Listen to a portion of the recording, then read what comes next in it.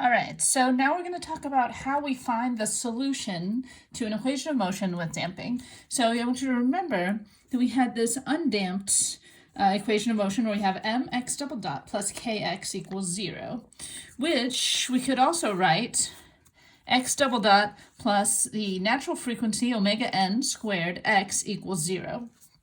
All right, so now where omega n squared is going to be equal to k over m. So now let's compare that equation here for the undamped case with our damped case. Mx double dot plus cx dot plus kx equals 0. So here's the additional term, c. So that means that the sine wave that we were going to use here isn't going to work. Let's take a look at what will work. And let's normalize. We're going to divide by m just like here. And we're going to use our damping factor, and which we're going to define as c over 2m omega n. And that's just going to be convenient, and we'll see why.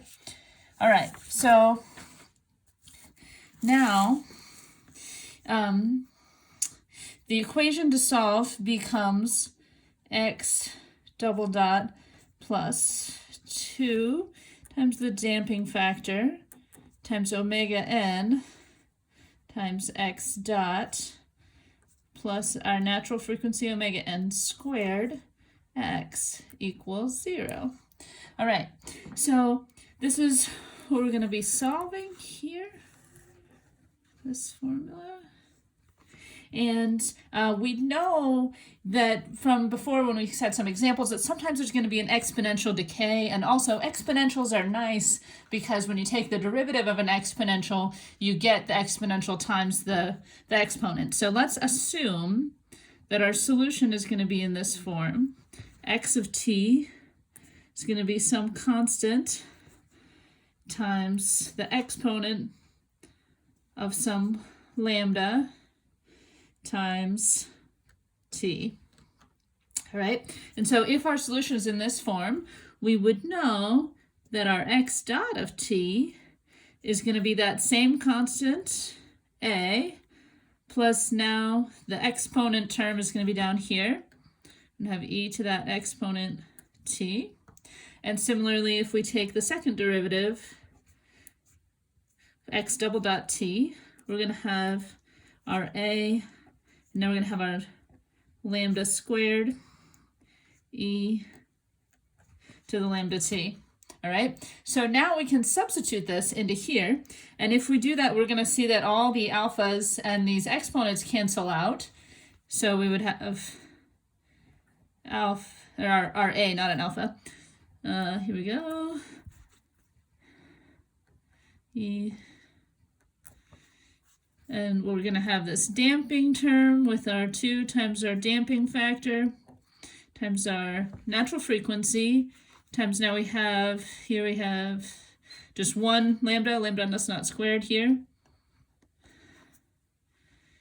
And now we're going to have our natural frequency squared times x, which is this, a is this constant that kind of represents, we're going to use that for the amplitudes.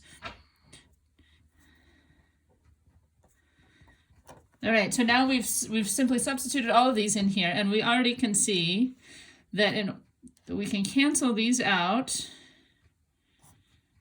all of these, and that gives us this equation. So this is the equation that has to be true for our system.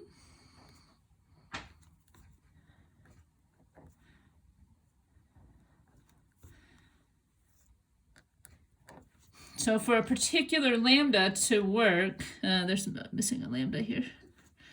For a particular lambda to work, it has to satisfy this equation, right? So whatever the natural frequency is and whatever the damping factor is going to determine which lambdas are going to work. And specifically, we want to find the roots. So this is our characteristic equation.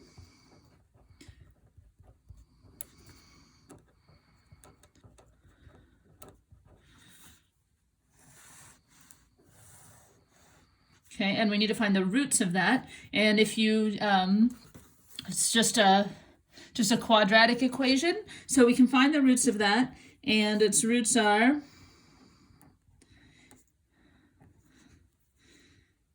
we're going to find lambda that's going to work for this is going to be omega n times negative whatever the damping factor is plus or minus, because there are going to be two roots to this, the damping factor squared minus 1. Okay? So here we see that we know what lambda is, so now we can put lambda back into this, and so we can say that we're going to have some solution to our problem. It's going to work, and now we're going to have possibly two constants, which I'm going to call A and B. A times e to the omega n times negative of the damping factor plus the square root of the damping factor squared minus 1 times t, because we're just substituting in here. And then because our system is linear, we can use superposition to add up two solutions. So if this is a solution for any a, this is going to be a solution to that equation. And now for any b, this is a solution, and we can combine them depending on the initial conditions. So we're going to have omega n, negative of our damping factor, now minus the square root of the damping factor squared minus 1 times the time. Okay, so all of our solutions to damped equations that look like this are going to be in this form. All right, so now you can see how important this damping factor is. If this damping factor is equal to 0, we already know that that's undamped. All right, I'm going to adjust this some more space. All right, and so that's our sine waves. So we can sine waves. Because yeah, so this would just be 1, right? And we'd have this here, because this would be negative. Now let's think about if our damping factor is greater than 1, we have what's called overdamped. Okay, and in an overdamped system, then we have exponential decay.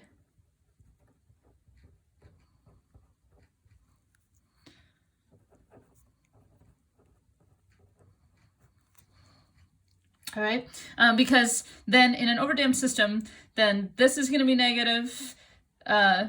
So the squared minus 1 is going to be negative, and then this whole thing's going to be negative, so these are going to be negative exponents, very well behaved. All right?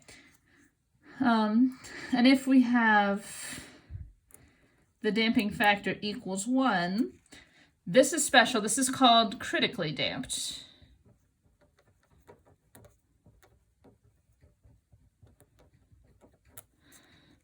So this is the fastest non-periodic system. Non-periodic solution, I should say, right? Like the solution, if you perturb it, it goes quickly back down to the equilibrium position without any bounces. So if we kind of drew this, right, like this could be really long exponential decay, whereas this is going to be the fastest exponential decay for that system. And now where things kind of get interesting, where the vibrations come in, is if we have our damping factor is between 0 and 1, then we have what's called an underdamped system. And this is where we actually see that typical vibration behavior, right? Where here's our time and here's our x, where we're going to get periodic waves that get smaller and smaller over time, but they should have the same period, so I kind of should stretch these out, right? So they're going to be vibrations that decrease over time, and this is very familiar behavior if you've ever tried to vibrate a spring mass system. And then finally, if you ever end up with a damping factor that is less than 0, you've probably done something wrong because this is unphysical.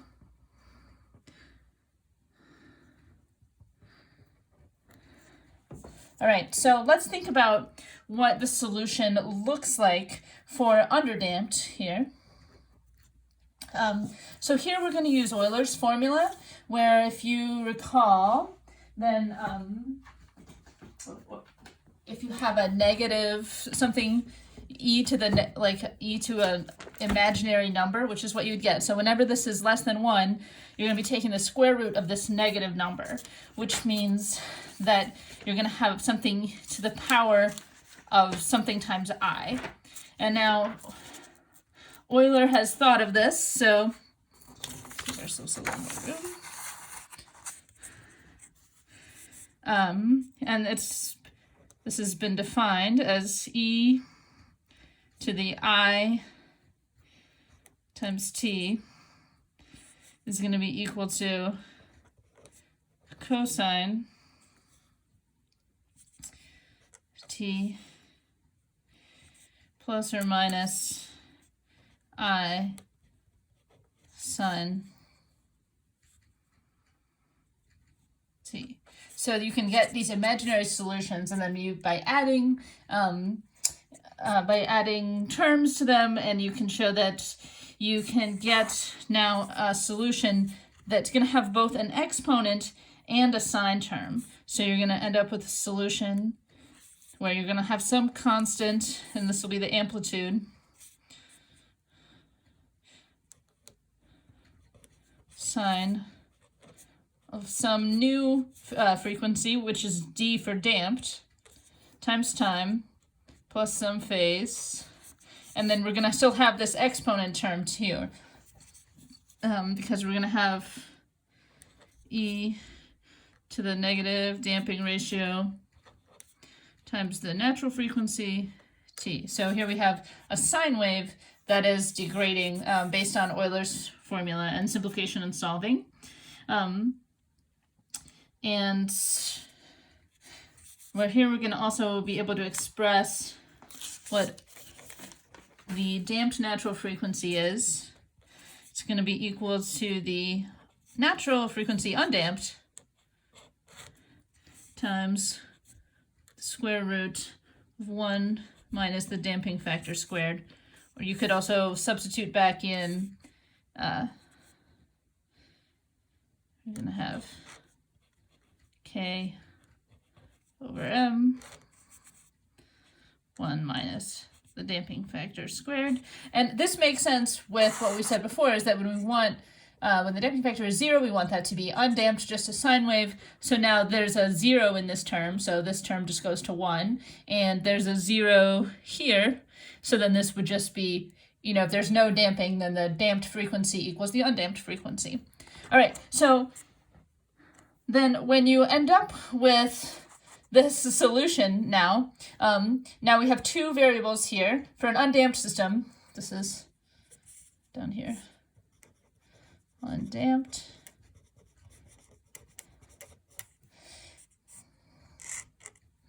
All right, so we can see here that we have two constants, a phase difference and an amplitude of our wave. And depending on what our initial conditions are for x and x dot, then we can figure out what we want c and this offset to be.